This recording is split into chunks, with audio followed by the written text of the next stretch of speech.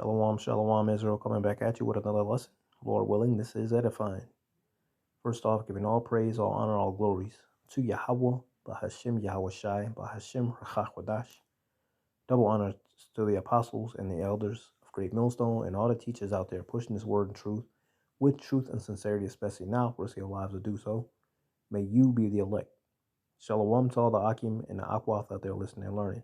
You Israelites, so-called Negroes, Hispanic, Native, and Seminole Indians, who are the true children of Israel, as well as you speckled bird, Israelite foreigners, the Israelites that look like, act like, and take on the customs of all these heathen nations. So to you I say Shalom. This lesson is brought to you by the Spirit and the power of Yahweh, Bahashim Yahweh Shai. Yahweh being the true name of our Father, the God of the Bible, the God of the Israelites, Bahashim meaning in the name, and Yahweh Shai being the only begotten Son of Yahweh, who the world ignorantly calls by the name of JC. This lesson is going to go into, polygamy, like this Dr. Peter Gentry has labeled his lesson. All right. Polygamy meaning more than one wife. All right. He says, why did the Most High allow polygamy in the Bible? Well, it tells you in the book of Genesis the whole purpose of polygamy. Right. You have the account of Noah and his family, right? Lot and his wife, or should I say, not Lot's wife, right? Because she got destroyed, but no, basically Noah and his family, right? And how the Lord destroyed the whole earth, but saved all but 8 people, all right? Noah and his family, all right. Fast forward, all these people that are here today are from those 8 people. Well, how did those 8 people create such a multitude of people? Because they had polygamy. They had more than one wife. One wife can probably dish out just for herself, if she's pretty fruitful, maybe 20 children, maybe, okay? And that's putting her body through hell, all right? But most people are not blessed in that way to have that many children, all right? So the Lord did have it set up to where you can have multiple wives, right? No matter what people think, what they feel, the Lord is the Lord. The Lord does what he wants. The Lord had things set the way he wanted them set, all right? But not without any further ado, I'm going to let the scriptures speak on what this guy is talking about. If you want to watch this lesson about this Peter Gentry, all right, the title is in front of you. Why did the Most High allow polygamy in the Bible? All right, and it's through this Southern Seminary, okay? But without any further ado, why did the Most High allow polygamy in the Bible? There's pros and there's cons to polygamy. The pros being, all right, you can have multiple heirs and heiresses, all right? You can have your family take over family businesses, all right, without having to hire all right, you can hire from within your own family members, so on and so forth. Cons, of course, if you not wealthy, what's the point of having multiple wives? Are you going to be able to tend to them? Are you going to be able to take care of them? Do you have enough room in the house? Do you have enough food to share? Do you have enough raiment, clothing? There's pros and cons to having polygamy, but again, the Lord set it up for the purpose of creating, all right, repopulating. But anyways, let's get these scriptures speaking on what this guy is basically saying. He's basically trying to talk against it. And it's understood, from a carnal mind, but spiritually, we're going to pull out the scriptures. All right. And I labeled this title, Dear Dr. Peter Gentry. All right. The polygamy topic. All right. Now, this is Genesis. Genesis being the beginning, right? The first book in the Bible.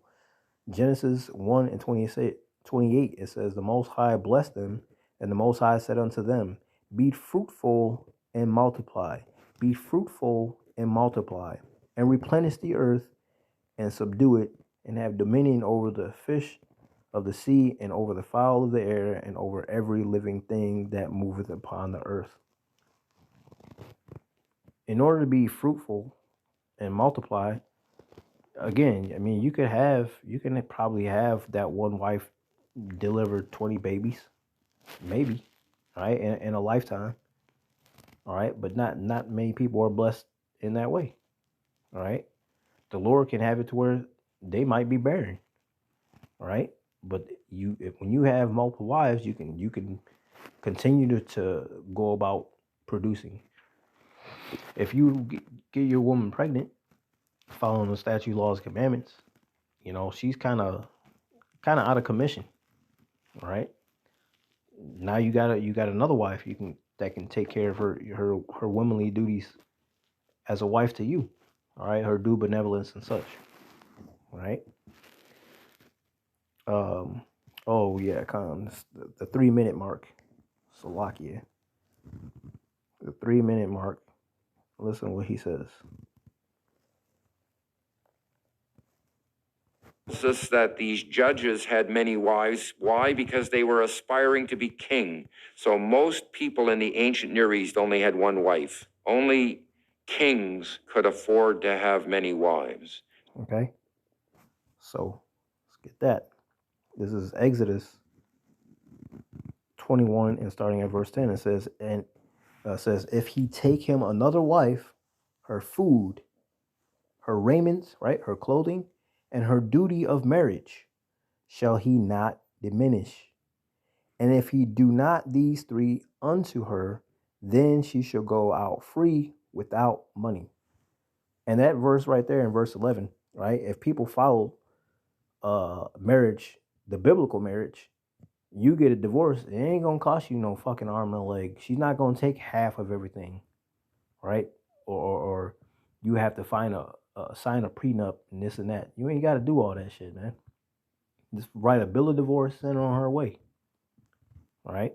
But the point being, in Exodus 21 and 10, if he takes on another wife, her food, her raiment, and her duty of marriage shall he not diminish. He got to keep it going, right? So if you're not, like the guy said, if you weren't wealthy, what is the point of you having all these multiple wives?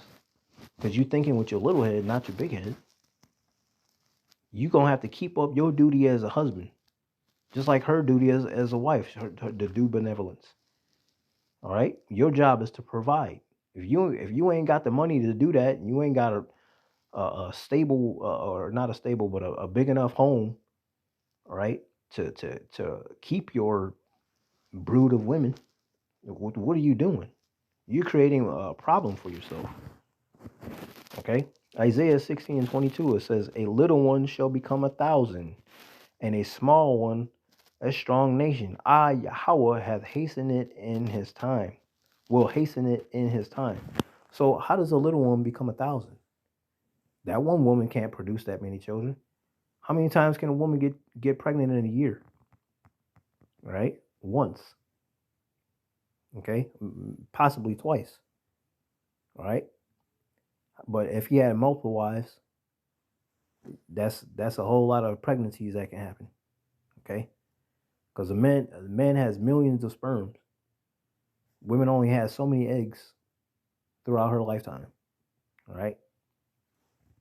So, in order for a little one to become 1,000, he has to have multiple wives. Right? He has to have multiple wives in order to make thousands. Right? It says, and a small one, a strong nation. Right? How does that happen? You ain't gonna do that off of just one woman. That ain't gonna happen. Right? You have to have multiple wives, and that's the whole point of this. Right? How he was trying to talk against having multiple wives. The Lord set this up for us to have multiple wives, is the point. Deuteronomy 17:17, because he does mention that in his video. He mentioned Deuteronomy 17:17, which reads, neither shall he multiply wives to himself, that his heart turn not away. Right. You dealing with all your wives, and all your wives right? Now you got all these children, and your whole duty is to serve the Lord. Well, how are you doing that when you tend into all these wives and your children? You have no room for the Lord. Okay? Neither shall he greatly multiply to himself silver and gold. Right. That's one more thing to keep your mind off of Yahweh Shem Yahushai. Not, and also you're depending on your wealth. Right? You're not depending on the Lord. You're supposed to have faith and believe and put all your trust and faith and everything. Your whole cares onto Yahweh Shem Yahushai. He's the one to provide. You sitting there depending on your wealth, all right? You going off. And you got all these wives. What time are you making for the Lord, man? All right? 1 Corinthians 7:31. And they that use this world, right, as not abusing it, for the fashion of this world passes away. But I would have you without carefulness. He that is unmarried careth, and this is the point where I was getting at up here with this Deuteronomy. He that is unmarried careth for the things that belong to the Lord. Why? Because he has time. That's all he's got. He ain't got no multiple wives. He ain't have all these children. All right. His whole thing is based on Yahweh Shem Yahushai. He that is unmarried careth for the things that belong to the Lord, how he may please the Lord. But he that is married careth for the things that are of the world, how he may please his wife. All right? Because if you ain't putting Yahweh Shem Yahushai first, obviously you putting that song in the world, you better put that woman first. Bullshit. Yahweh Shem Yahushai comes first. And then whatever else you got going on in the world is secondary. You know? How you gonna put the one who created you off to the back burner? The fuck are you on? All right? But that's the point. It says in verse 1 Corinthians 7:32, but I would have you without carefulness. He that is unmarried careth for the things that belong to the Lord, how he may please the Lord. But he that is married careth for the things that are of the world, how he may please his wife. And if you doing that, hey, your heart's not set on the Lord. The Lord said if you give up land, children, wives, all these things for my name's sake, I'll give you 100-fold. You gonna sit there and let a woman destroy the path of kings because you so whipped and bent on her? The Lord giveth, the Lord taketh. All right, you better put the Lord first. The Lord will multiply if he deems you necessary to have such. But he does take away. Okay, keep that in mind. 1 Kings 11:1. It says, But King Solomon loved many strange women. Many. This is King Solomon we're talking about. This is King David's son. Okay? King Solomon had many strange women, together with the daughter of Pharaoh, women of the Moabites, Ammonites, Edomites, Zidonians, and Hittites. Right? You see this? King Solomon had women of all different nations. All right? He was like Baskin Robbins. He liked all the flavors. Don't Jake like all the different types of women, man? All right? So for all you black Hebrew Israelites only, all right?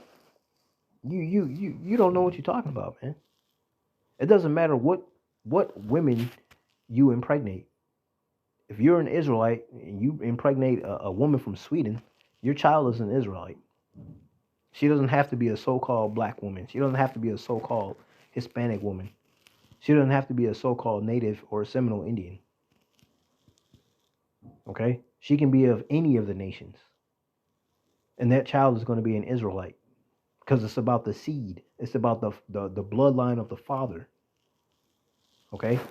So again, 1 Kings 11:1 says, But King Solomon loved many strange women, together with the daughter of Pharaoh, women of the Moabites, Ammonites, Edomites, Zidonians, and Hittites, of the nations concerning which Yahweh said unto the children of Israel, Ye shall not go in to them, neither shall they come in unto you, for surely they will turn away your heart after their gods. Solomon clave unto these in love. And that's where he went off, because he went after all the things that they was on. Just like Jake in the world. I'm so in love with her. I want to do what she want to do. I know I grew up like this, but now I'm gonna do what she wants to do because I love her and I don't want to lose her, so I'm gonna do what she does. I'm gonna practicing the things that she get down with. You going off, man. Right? You can't be in that spirit of being in love with your woman so much that you just put the Lord off. Right? That simp type spirit, man. You can't do that. Right? Don't give all your strength to a woman. All right? She will destroy the path of kings, man. Okay? This is Judges 8:30, because I brought Judges out because he did mention the book of Judges. All right? In Judges 8:30, it says, and Gideon had 70 sons. How do you have 70 sons?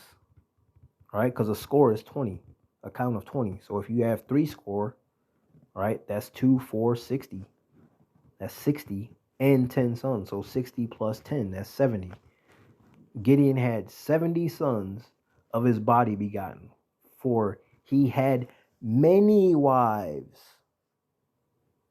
So it's not going off to have many wives, but you should be able to. If you can't take care of the one, why the fuck you trying to have multiple wives? Okay? But back then that was a normal thing. For he had many wives, and his concubine that was in Shechem, she also bare him a son, whose name he called Abimelech. All right? Multiple wives. That's how you were able to have 70 sons. 2 Samuel chapter 12, starting at verse 7. And Nathan said to David, thou art the man. Thus saith Yahweh, God of Israel, I anoint thee king over Israel. I anointed thee king over Israel, and I delivered thee out of the hand of Saul. And I gave thee thy master's house and thy master's wives into thy bosom, and gave thee the house of Israel and of Judah. And if that had been too little, I would moreover have given unto thee such and such things. Yeah, if you ask for it, I'll give it to you. All right? Who said he'd give it all this? The Lord, Yahweh Ba'Shem Yahweh Shai. All right? He gave him his master's wives. All right? You see? So, yeah, matter of fact, let me do that. Because he if you listen carefully, he tries to real quickly say Yahweh. We're going to get to that point. Hold on. All right? And this is because people don't speak the Paleo Hebrew. They don't even bother trying to figure out or understand how you pronounce the names. Right? Check it out. Listen. Because he's not to trust in his ability to pay other kings to deliver him. He's to put his trust in Yahweh. So what? The history of the Bible shows, even though these were men of faith, they're not men of morality. Not everything they did was moral in Yahweh. So what? The history. Put his trust in Yahweh and try to brush deliver past him. He's to put his trust in Yahweh. So what? No, ain't no fucking Yahweh. It's Yahweh. And his only begotten son's name is Yahweh Shai. Right? That's why I had this at the bottom here. Right? Saying Yahweh, no. All right, that 5-minute, 9-second mark, he said he tried to brush past the name Yahweh. No, the name is Yahweh, and his only begotten son's name is Yahweh Shai. Right? But yeah, the whole point of this lesson, yes, the Lord set it up for us to have multiple wives. But if you can't deal with the one, you shouldn't be dealing with multiple. Okay? If the Lord is going to bless you to have multiple children, He's going to do that. You have to have belief and faith that the Lord will do that. But you if you can't afford to take care of the one, you shouldn't be trying to take care of the multiple. That's unwise. Okay? But the point being, the Lord did have it to where you can have multiple wives. It's not going off to have multiple wives. In this day and age, in this kingdom of Esau Edom, he's going to tell you, no, you should only have one. You can only have one. Well, how you gonna be fruitful and multiply? How you gonna repopulate with just one? But Esau take a whole bunch to himself. Tell Jacob you should only have one. Anyway, Lord willing, this was edifying. Giving all praise, all honor, all glories to Yahweh, Bahashem, Yahweh Shai, Bahashem, Rakakwadash. Double honors to the apostles and the elders of Great Millstone, and all the teachers out there pushing this word and truth with truth and sincerity, especially now, risk your lives to do so. May you be of the elect. Y'all better stay prayed up and repent, not just for this lifetime, but your past lives as well. Shalom.